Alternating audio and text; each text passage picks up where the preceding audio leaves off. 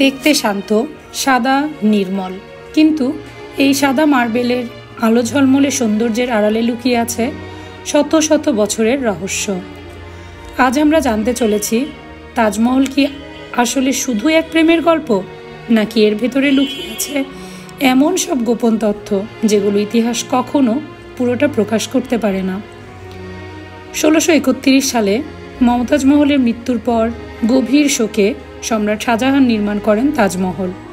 22 বছর সময়, 22,000 শ্রমিক আর প্রায় 1,000 হাতি ব্যবহার করা হয়েছিল মার্বেল বহনের জন্য। কিন্তু নির্মাণ পর্ব শেষ হবার পর থেকেই শুরু হয়েছে রহস্যের গল্প। প্রথম রহস্য, তাজমহলের দেয়ালের নকশা।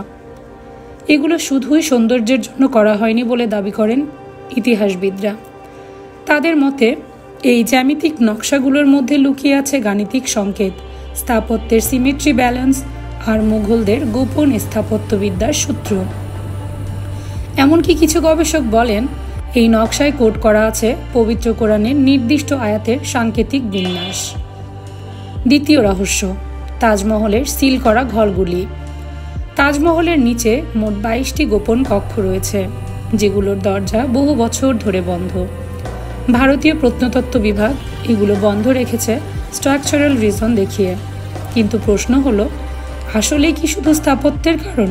কেউ বলেন এই কক্ষগুলিতে রয়েছে রত্নখচিত দেয়াল, পুরনো নথি বা রাজপরিবারের গোপন সম্পদ।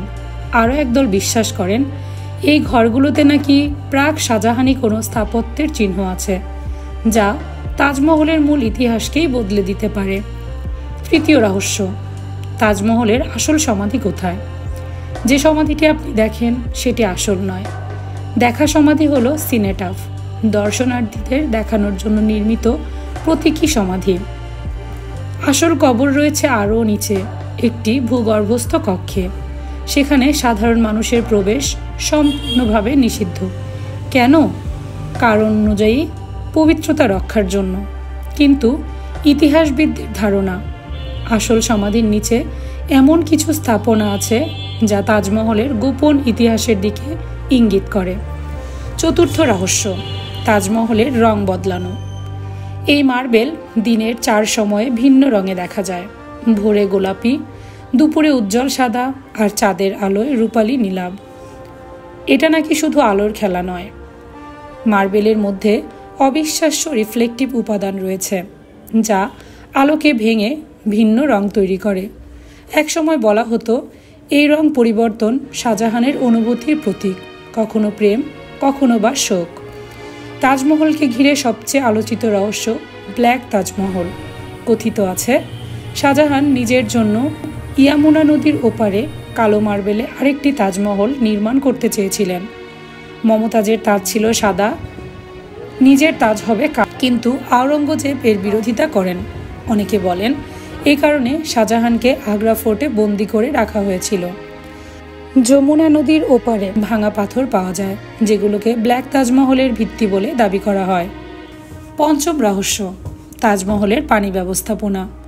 1600 সালের প্রযুক্তিতে এমন নিখুঁত পানির ঝর্ণা, প্রতিফলন পুকুর আর শীতলতা বজায় রাখার ব্যবস্থা অনেকের কাছেই অবিশ্বাস্য। প্রতি ঋতুতে তাজমহলকে স্থির, শীতল রাখার জন্য নিখুঁত বায়ুপ্রবাহ নকশা ছিল, যা আধুনিক স্থপতিরাও অবাক হয়ে যান দেখে। আরেক রহস্য, মিনারগুলোর ঝুঁকে থাকা।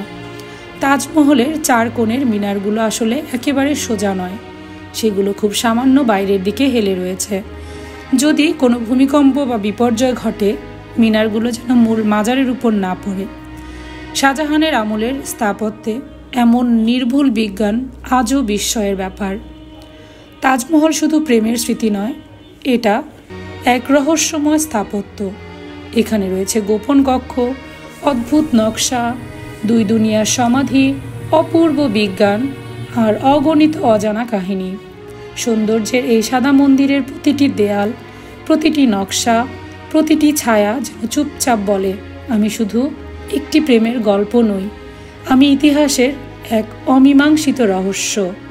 এ কারণেই তাজমহল আজও বিশ্বকে বিমোহিত করে, বিভ্রান্ত করে আর অবাক করে।